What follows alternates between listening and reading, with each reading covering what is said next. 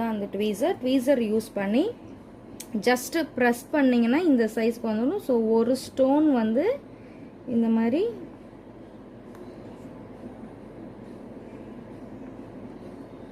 Just ஒரு stone வந்து இந்த மாதிரி ஸோ இப்படி நல்லா ப்ரெஸ் பண்ணி ஒரு ஸ்டோன் எடுத்துட்டு நம்ம இங்கே ஹோல் எங்கே ஸ்டோன் ஃபில் ஆகலையோ அங்கே ஜஸ்ட்டு நம்ம வந்து வச்சுக்கணும்.